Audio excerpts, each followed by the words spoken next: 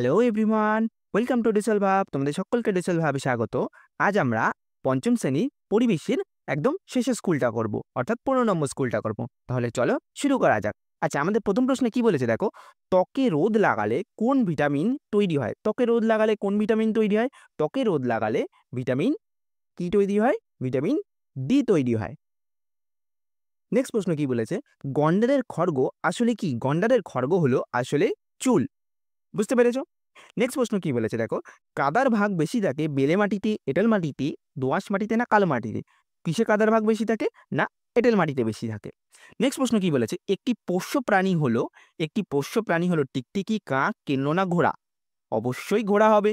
টিকটিকি, কেন্ন এগুলো তো সব দেওয়ালে, বাড়ির দেওয়ালে উঠানে হেঁটে হেঁটে বেড়ায়, এগুলোকে কেউ পোষে?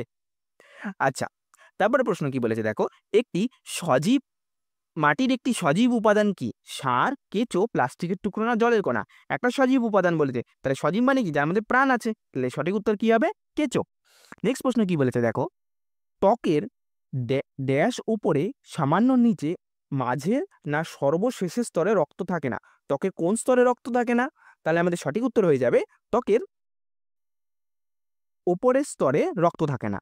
মানে আমাদের উপরের স্তরে রক্ত আছে না, মোটেও নেই। তারপর নেক্সট প্রশ্ন কি বলেছে দেখো,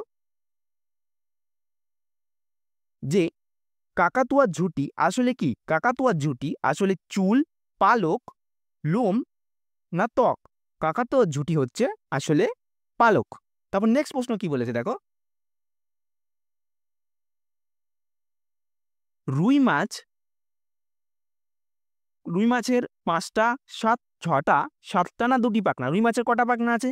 রুই মাছের পাখনা আছে 7টা। বুঝতে পেরেছো? আচ্ছা, তারপরে দেখো কি বলেছে, শূন্যস্থান পূরণ করতে বলেছে। শূন্যস্থান পূরণের মধ্যে বলেছে দেখো, শরীরের পুষ্টি পদার্থ ও অক্সিজেন পৌঁছে দেয় কে? পৌঁছে দেয় রক্ত। নেক্সট প্রশ্ন কি বলেছে দেখো, কাঁধ থেকে কনুই পর্যন্ত হাড়ের নাম কি? কাঁধ থেকে কনুই পর্যন্ত হাড়ের নাম হচ্ছে হিউমেরাস। নেক্সট প্রশ্ন কি বলেছে দেখো, যে ড্যাশ রোগের প্রতিরোধে ডিওটি চিকিৎসা করা হয়? কোন রোগের প্রতিরোধে ডিওটি চিকিৎসা করা হয়? না যক্ষা রোগের প্রতিরোধে ডিওটি চিকিৎসা করা হয়। নেক্সট প্রশ্ন কি বলেছে দেখো, নেক্সট বলেছে যে ড্যাশ থাকার জন্য চামড়ার রং কালো হয়? কি থাকার জন্য চামড়ার রং কালো হয়? না মেলানিন থাকার জন্য চামড়ার রং কালো হয়। নেক্সট প্রশ্ন কি বলেছে দেখো, কেঁচো একটি ড্যাশ প্রাণী? কেঁচো একটি কি প্রাণী? কেঁচো একটি অমেরুদণ্ডী। কেঁচো একটি অমেরুদণ্ডী প্রাণী। বুঝতে পেরেছো? কেঁচো হচ্ছে একটা অমেরুদণ্ডী প্রাণী। তারপরে প্রশ্ন দেখো কি বলেছে, বাম দিকের সঙ্গে ডান দিক মিলিয়ে লিখতে বলেছে। আমাদের প্রথমে কি আছে? চামড়ার রং। চামড়ার রঙের সাথে কিসের সম্পর্ক? চামড়ার রঙের সাথে আমাদের সম্পর্ক হচ্ছে মেলানিনের সম্পর্ক। বুঝতে পেরেছো? তারপর দেখো জৈব সার দিয়েছে। জৈব সার কি? জৈব সার হচ্ছে কম্পোস্ট সার। ওকে। তারপরে কি বলেছে দেখো, জলবাহিত রোগ। জলবাহিত রোগ কোনটা? জলবাহিত রোগ হচ্ছে কলেরা।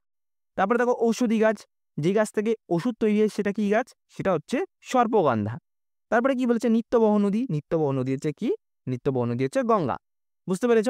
আচ্ছা, তারপরে এখানে 4-এর দাগ আর 5-এর দাগের প্রশ্ন উত্তর যেগুলো আছে এগুলো আমি তোমাদেরকে স্লাইডের মধ্যে দেখাবো। চলো তাহলে আমরা স্লাইডের মধ্যে এই প্রশ্ন উত্তরগুলো করে নিই।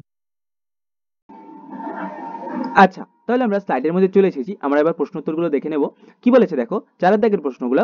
প্রথম প্রশ্নটা বলেছে দুটো শিকারী মাছের নাম লিখতে বলেছে। দুটো শিকারী মাছের নাম আমি তোমাদের কি 3খানা মাছের নাম লিখিয়েছি। দেখো কি কি মাছ, একটা হচ্ছে হাঙর মাছ আছে, একটা হচ্ছে কি বোয়াল মাছ আছে, তারপর হচ্ছে মাগুর মাছ আছে। বুঝতে পেরেছো? এটা হচ্ছে 3 রকমের মাছ।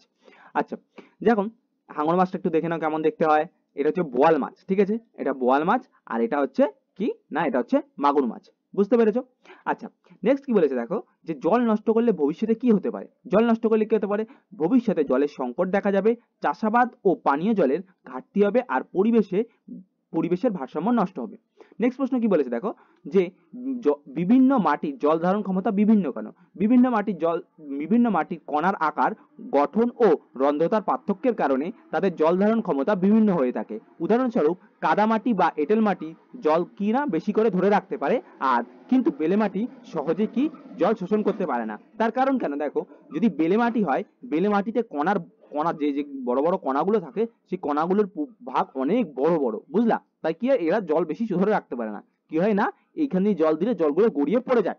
কিন্তু এঁটেল মাটি কি হয় না, একটুখানি লিকুইড ফর্মে থাকে, মাটিটা একটু লিকুইড ফর্মে থাকে, বুঝতে পেরেছো? এটা হচ্ছে এই জন্য এটা জল ধারণ ক্ষমতা বেশি, বুঝতে পেরেছো? নেক্সট কি বলেছে দেখো, যে ধান কাটা ও ঝাড়া আধুনিক যন্ত্রটার নাম কি, এটি দিয়ে কি কি করা যায়? ধান কাটা আর ঝাড়া আধুনিক যন্ত্রের নাম হচ্ছে কম্বাইন হারভেস্টার। আচ্ছা, তোমাদের বইয়ের মধ্যে শুধু হারভেস্টার দেওয়া আছে, এটাকে অরিজিনালি বলা হয় কম্বাইন হারভেস্টার, ঠিক আছে, কম্বাইন হারভেস্টার। আচ্ছা, একবার দেখে নাও মেশিনটা কেমন দেখতে হয়। এরকম ভাবে ধান এক সাইড দিয়ে ঢুকে কাটে, একবারে খড়টাও এক পাশ দিয়ে বেরোয়, ধানটাও এক পাশ দিয়ে বেরিয়ে যায়। নেক্সট কি বলেছে দেখো, যে এইটা দিয়ে কি কি করা যায়, এটা দিয়ে কি কি করা যায়, এটা দিয়ে ধান কাটা, মাড়াই করা, তারপর ঝাড়াই বা শস্য আলাদা করা যায়, যা অনেক কি হয় না সময় আর শ্রম বাঁচায়, বুঝতে পেরেছো? আচ্ছা, তাহলে তোমাদের আজকে এটার পরিবেশটা আজকে শেষ হয়ে গেল। তোমাদের আর সম্ভবত মনে হয় অঙ্কটা বাকি রয়েছে। অঙ্কর মানে একটা স্কুল করিয়েছিলাম প্রথমে, এবার থেকে তোমাদের অঙ্কটাকে ডেলি তোমরা পাবে। আর ইংরেজির মানে দুটো স্কুল রয়েছে, ইংরেজি দুটো স্কুল আমি ঠিক এক সময় করিয়ে দেবো এক ফাঁকে, আর তোমাদের এবার থেকে ডেলি অঙ্ক ক্লাস হবে। ওকে, তাহলে আজকে এই পর্যন্তই, আবার নেক্সট ভিডিওতে আবার দেখা হবে, হয় ইংরেজি নয় অঙ্কের ক্লাসে। ওকে।